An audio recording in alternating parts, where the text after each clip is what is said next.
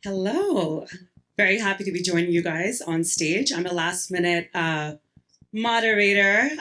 So, very excited to be here, very excited to be in the presence of esteemed brands. I'd love to take a moment just to introduce the great panel here. Let's start with you. Sure. Hi, good afternoon, everyone. I'm Julia Fedor with the brand marketing team at United Airlines. We're headquartered in Chicago. This is my second CES, so it's good to be here. Hi, I'm Barbara Shipley. I serve as the Chief Brand Officer at AARP. We're based in Washington, D.C., and you don't have to use your mom's discounts. You can sign up because you only have to be 18. Wow, I was today years old when I learned that. I couldn't resist, right? Hi, everyone. I'm Laura Morris. I work at HP. You probably have one of our printers and maybe one of our PCs. And I am the head of marketing for our North America region. Yes, I see it in the back. Thank you. Thank you for your business. Hi everyone, Jim Squires. I lead our marketing and growth teams at Reddit, based out of San Francisco. Good to be here. I'm a San Francisco local too, so always great to meet other people from the city. Awesome. So today we're going to talk about emerging trends in 2026. Today's conversation isn't about tactics, it's about power shifts. So things like who's shaping culture, how decisions are getting made, where advantage is coming from when AI data and content are everywhere. We'll challenge some of marketing's most familiar debates, things like personalization, brand versus performance, identity versus context, and ask whether those questions are even the right ones anymore. So again, this is about what's emerging, what's breaking, and what leaders need to rethink to stay relevant in the year ahead. Cool. So I will direct the first question at everyone, and if you feel inclined, please jump in. As AI is improving our ability to predict behavior, speed is becoming the new competitive advantage. So is the future more about predicting what people are doing or responding to how people are now living their lives? Yes, Yeah. I think it's both. You really have to be thinking through what is coming over the horizon and getting those early insights to understand the trends and what's happening, but you have to react really quickly. A great example from Reddit that's hot right now, some of you may have heard of this, but there was this user, his name is Chive Lord, and he started posting in Kitchen Confidential, which is a community on Reddit where it's kind of behind the scenes for chefs and people cooking. And so he posted his chives that he chopped and said, "Are these perfect or not?" And the community said, "No, they're not perfect." So he proceeded to every day for many, many days to chop and see if they're perfect. And then one day it was Chivegate because it appeared that he posted the same picture from earlier in the month, and everyone went crazy about that, and that became a big issue. But long story short, this has been a huge drama that's been unfolding. But then Mondelez saw this, and they picked up on this and talked about moving fast on something. And they said some heroes chop chives until they're perfect, until Reddit says they're perfect. And other heroes put chives into their cream cheese, and they ran a big campaign on Reddit about that, and the community loved it. So that was like a react fast moment. To go to your question, I think to be a modern day marketer, you have to be proactive and reactive. Before I joined United, I worked at the PR firm Edelman, and something that is ingrained in you at Edelman is that we are on a mission to evolve, promote, and protect brands. So I think you have to do both. You have to have the defensive posture and the offensive one. And I'll give an example from United Airlines. We don't have the budgets to do a national Super Bowl ad, but we do have a small but mighty team watching the Super Bowl, seeing if there's a moment for us to jump into the conversation online, like what's happening with the plays, the players, the other commercials and brands. And with Kendrick Lamar's halftime show this past year, we put out a tweet and an Instagram post related to Kendrick Lamar. It was a meme, and we published it 10 minutes after the halftime show ended. So we didn't have to go through all this red tape and legal approvals. We have the trust of our legal team to post on social, and it went viral. I mean, it was better than any other earned media or paid media that we could have gotten out of the Super Bowl. So it was a matter of being reactive in that moment. Next question. Has the customer journey become an outdated mental model? And if so, what, in your opinion, is replacing it? Yeah, I think that's really loud. I think that's a great question. I think the big thing is we shouldn't think of the customer journey as one that's linear. We get a lot of signals back from our customers, and we also know that I think we're evolving more from transactional relationships with customers to ongoing relationships with customers. And so I think that we just think of that customer journey as one that is more of a squiggly line. Like if you watch The Good Place, it's like a Jeremy Bearimy, more so than a linear customer journey. And I think it's really about your ability to measure signals. I think I would add to that, agree 100%. And also, I think when we talk about customer journey, it's implied that we're dictating what the journey is, that we're creating the journey, to your point about what's linear, and they're creating it. And so to be able to catch the signals, and back to the other question that you had about do we predict it, sometimes people don't know what they're going to need. And as a brand like AARP, there are a lot of things around aging. We're all doing it, by the way. It's one thing we all have in common. If we're lucky, we're doing it. But that's where the expertise of the brand comes in, right? So it's not like we're trying to architect a journey that's rigid, but we need to be able to also, when you're a social mission brand like ours, you need to be able to be ready to help people when they are potentially even in crisis. So obviously we're living in a world of infinite data, infinite content. It's everywhere. In this world of so much information, what, in your opinion, is scarce today, and why is that valuable? Well, there's this trend that we're seeing where the trust in influencers and the trust in the algorithm has just decreased over time. So one thing that is scarce is that human perspective and that human connectedness. Reddit is the most human place on the internet, so it's become a scarce commodity as far as people want to. 75% of people, they get a recommendation from an influencer, they go check it on Reddit before they actually make a purchase. So that scarce human perspective, an algorithm can't test drive a car. You want someone who's actually done it and shared that experience. Is a scarcity out there that I think you're going to see beyond Reddit. People are just going to be seeking that human perspective out. Yeah, I think it's credibility that becomes scarce. So not only do we have less trust for algorithms and influencers, but now also all the content you see with AI generated content, with this speed with which we can create content, really is going to continue to degrade trust. You're skeptical about everything. That's a great point. Yeah. And that's a really big deal for us because we're also a media company. So as a media company, people want to, and we pride ourselves on, we were joking, it's not even that funny, are we the last media company to actually do fact checking? And we do, by the way. And to be able to position the information that people need, to get it out to them when they need it in a trusted format from a trusted brand. I agree with you. I think trust is the deficit. We're trying to hold the flame. Okay, so my next question, United Airlines for Julia. Obviously, travel is one of the few categories where digital decisions are turning into physical actions. What can other brands learn from closing the gap between what you promise and what people are experiencing? Definitely. I say this to any brand that has a big customer-facing frontline workforce.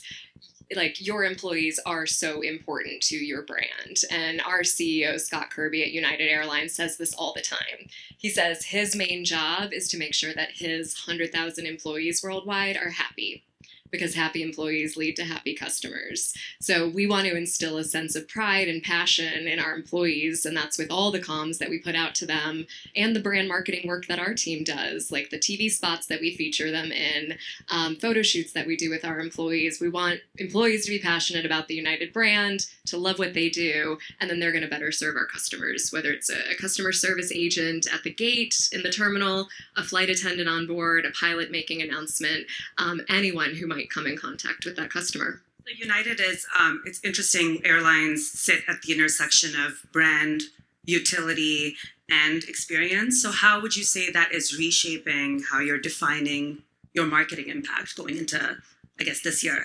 Yeah, we did a ton of consumer research last year There's so many things that we can talk about as a brand marketing team. Do we talk about the places that we fly to, our routes and destinations? Do we talk about our clubs and lounges? Do we talk about our food on board?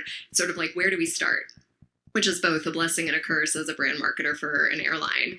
And through some really in-depth focus groups, qualitative, quantitative research that we did last year, we asked people, what are the most motivating factors for you when it comes to choosing an airline and booking travel? And there were two things that stood out. Fast Wi-Fi, which is great news for us. If people don't know, United Airlines is actually rolling out Starlink Wi-Fi on board, so it's starting. I'm really to be looking available. forward to this. Yeah. There we go, Jim. We started on our regional jets, our smaller 50-seater planes last year, and now it's being rolled out onto the bigger planes. So by the end of this year, it's going to become more of a universal experience for people to have fast, reliable, and free Wi-Fi on board. That was number one. That was number one. Wow. That was number one from our Yeah, research.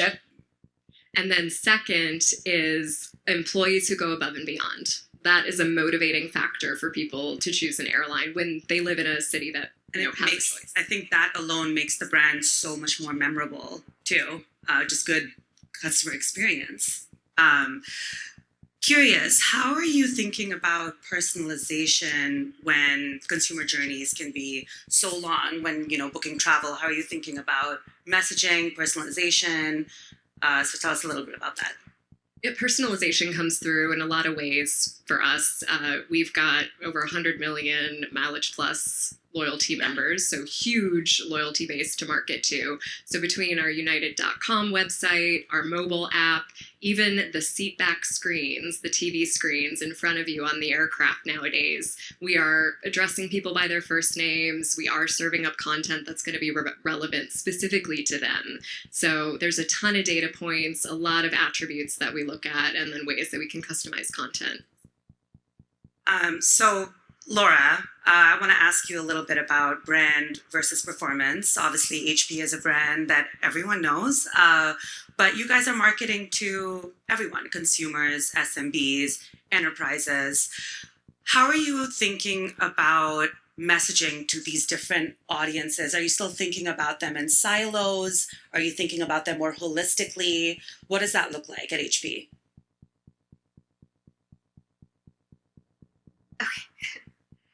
So I think that we have a really large customer base across different product lines. Even within product lines, there's huge differentiation. And then we also span consumer and B2B. So it's important that we can segment our message for each of our audiences. But I have also found that there are a lot of cases where we try too hard to customize to every need state.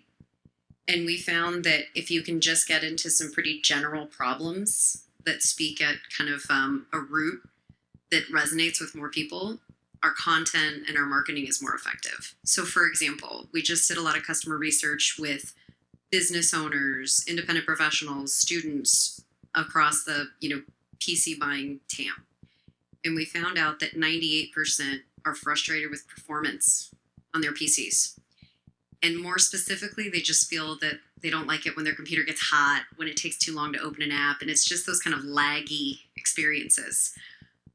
If you get to that resonates with all of your customers, and you don't have to spend as much time personalizing and customizing every message because there are a lot of universal problems out there.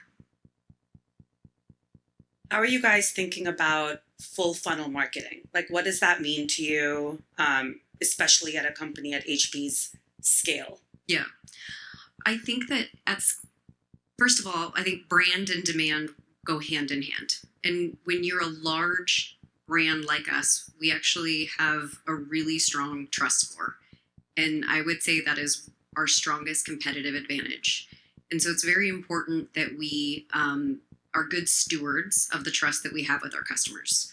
So for that reason, when we do performance marketing and growth marketing, it's very important that we do it in a responsible way, that it doesn't feel creepy, that it doesn't overreach on, the data that we're taking from our customers, and that we work with our advertising partners to make sure that we're doing the back end work to understand the relationship between brand ads, and impressions of Real Madrid, of our logo on a Real Madrid jersey or a logo on a Ferrari in an F1 race, and that we can actually, use data on the back end to understand how that actually connects to the performance of our lower funnel ads.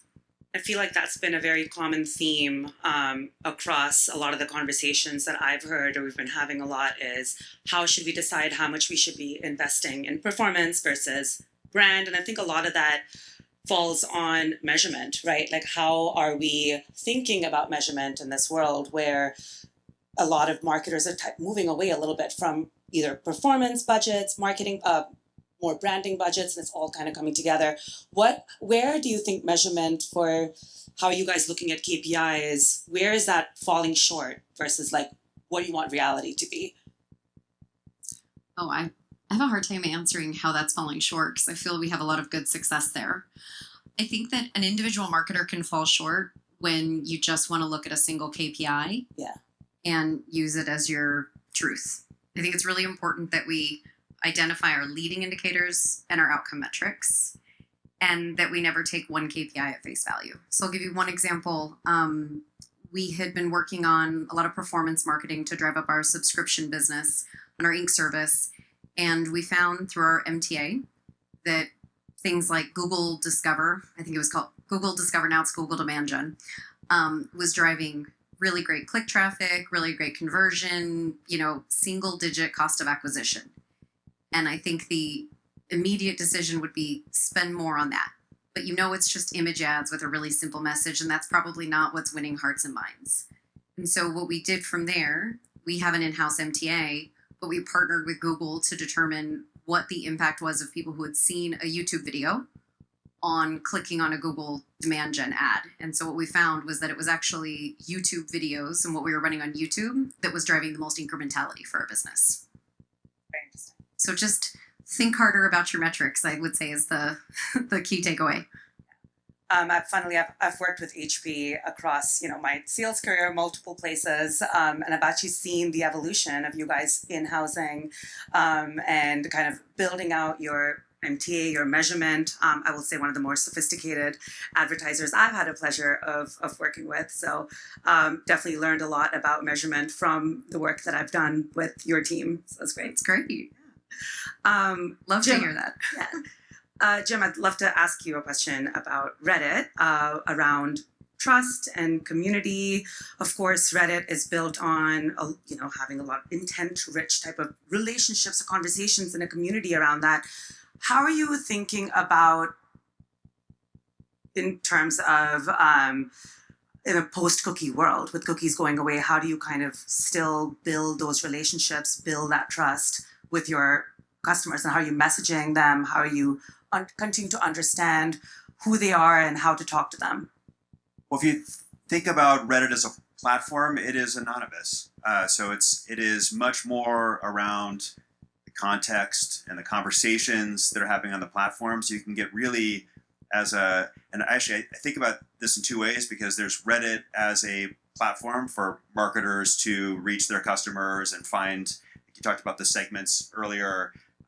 There's a great example of a paper product company that found a new use case on Reddit where they all of a sudden discovered that RV owners were buying their products and they didn't understand why, and they realized, their paper products do better with the plumbing systems on RVs. So it was a whole new segment that they just discovered that they could then market to. And so you don't have to have people's specific information, demographic information. It's much more about the conversations, the trends, the insights that you can get from the platform. And then there's the flip side. We think about bringing people into Reddit. That's us as a marketer out on other people's platforms and beyond. And I think a lot about how there's such incredible content that people just don't even know exists across parenting categories or gaming categories or NFL. And so a lot of when we think about our marketing out in the world, it's really sharing the incredible communities and the content that's in those. That's what brings people in to have those discussions and those conversations. So in communities like within Reddit where trust already exists, how are you thinking about brands authentically showing up? Yes, it is. it's important to show up. Where we see brands have the most success is a little bit of common sense or kind of thinking through just community or people dynamics. So when you go to a party as an individual, you don't walk into the party and just start shouting at the party. You kind of work your way in, you get a feel for the vibe, you talk to a few people, and then you start actually talking and sharing information.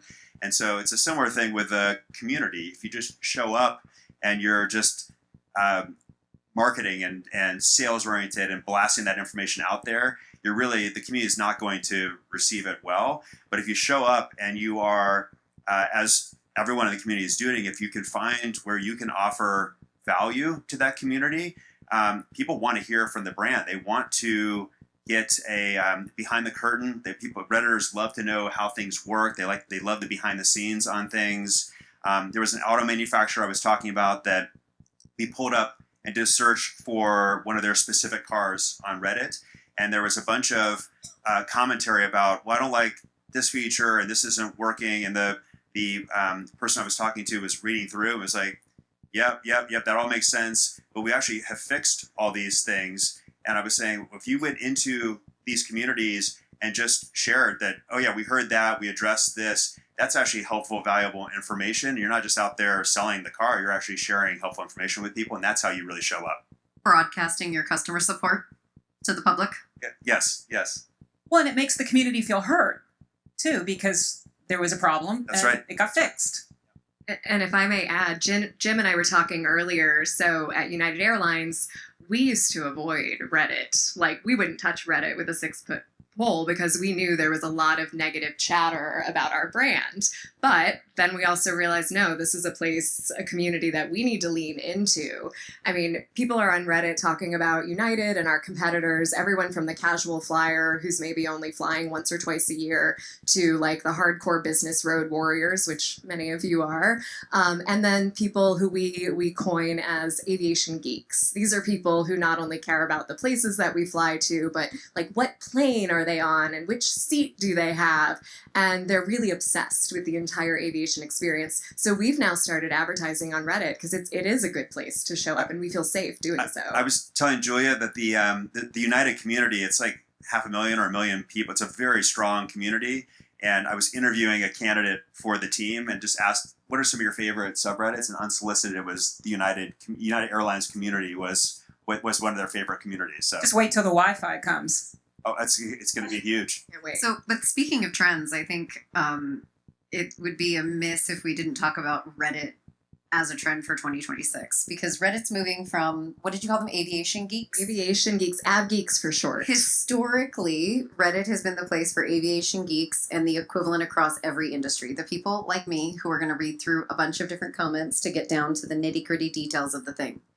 And now ChatGPT is using Reddit as one of the primary sources to give recommendations and information and reviews. And so that is just going to dramatically amplify the impact of Reddit on the customer buying journey for thousands of product categories. That's right. And what the LLMs are looking for is they're looking for semiotic cues for helpfulness. And that means you have to have positive and negative perspectives on something. You have to have answers to questions. It can't be just marketing speak, because that's not what the LLM is trying to pick up. And so that's what happens in these conversations on Reddit, is everything I just described. And so that's why it's the number one cited source across all the AI platforms at this point, because of the way it's structured and what people are doing inside the platform. That's so interesting, and I just loved hearing your perspective as well about how you guys have creatively found a way to authentically show up in Reddit, even though, historically it may have been a scary place for you to kind of tap into. That's great. Barbara, I have a question for you around the audience that you guys are reaching. Obviously, one of the most powerful and misunderstood consumer groups. What do brands consistently get wrong about the audience that you guys are reaching? Well, so for those of you who don't know, at AARP, we largely focus on people who are over 50. We focus on people who are over 50 plus their families, because that's what they care most about, and their communities. So it's pretty broad. There is a lot about aging that creates a sense of community, but there's also a lot about health and longevity and life and fun. So we have a broad mandate, if you will. I would say brands are really starting to get it right. And over the last couple of years, we've really been intensely focused on helping brands understand. We have this program that we started a couple of years ago called Shaping the New Image of Aging. And one of the first things we did was partner with Getty. And we created a Disrupt Aging photo collection so that we could actually help marketers tell a real story about aging versus the stereotypes and cliches. Big secret, not everybody loves to play golf. And a lot of them are working, right? So one of my favorite photos on the Disrupt Aging platform is a welder, and she's in her late 60s. She's just come off her shift. She's looking straight at the camera. She's not a model, and she captures an absolute reality for what is happening to, with, and for older people. Half of people who are 65 today are still working. So this sense that they're retired and they're at leisure, maybe they're on a United flight, I hope they are, but they're certainly on Reddit. So, and they have an HP, right? So they are techie. They want devices. They want wearables. They want to buy appliances that are equipped with tech because that makes life easier. So this whole sense of, I would say that the one thing is put a multicultural, multi-generational team together to get different perspectives for your creative and your media buying and your social, and actually talk to the people in real deep ways to understand what their life really is. Let's get rid of the cliches. Older people aren't stupid. They can be insulted. They can feel ignored. They're not just background in an ad. Go into an actual restaurant, see who's eating there. It's older people. They're not just the three fuzzy people in the background that you put there for the ad. So know who your customer is, and chances are your customer is over 50. You're really making me think of that pharma ad with the silver fox in a bathtub in a forest. Not sure who remembers that ad 10 years later, but it's in my brain forever. All right, let's do a quick lightning round for everyone. One prediction for 2026 that marketers should start preparing for now, and one thing you would stop doing immediately. Whoever wants to go first. I'll jump in on something that we should do, and I want to credit my colleague from social, Sarah. We were chatting about this very conversation, having this very conversation, and the thing that we're really leaning into is such an overused word. I don't have a better word. Authenticity. Like, bring the voices of the real people to the front, and especially when you're a brand like ours. We have people who, as I was just talking about, they're living really unique lives. Those people who aren't working and they're over 50, they want to be working. So we need to hear from them. Why aren't you getting interviews? What is it about your experience and your journey that isn't working for you? There is a lot of ageism out there. But the best thing is when we can bring the real people, the real voices. Yes, some of them are influencers, and we use influencers. But like, we have a great presence on TikTok, but the people that we put on TikTok are our own employees, and they're having a blast, and they're really bringing the brand to life in a unique way that we could only do on TikTok. So I think it's about the real voices. I would be happy if we never hired an actor again and used real people. So my prediction was also going to be related to the content creator economy. I think we cannot underestimate content creators and influencer marketing. It should not just be 1 or 2% of your paid media budget. It should be a significant presence in what you do. At United, we're fortunate. We have a couple of people in-house who do all of our influencer partnerships. We don't work with agencies. We run the show on our own. And I would say what we need to stop doing as brands is just project-based influencer work. Partner with this person, throw some money at them, or give them some free flights in our case. We have gotten the best content and the best partnerships with long, sustained influencers. So people we have on retainer, we'll send them to a new destination, we'll have them try out a new product on board. They live and breathe the brand. They're not just talking about us one day and then maybe going and partnering cash with a another check, airline. right? Yeah, the next. And we know consumers can tell that credibility. I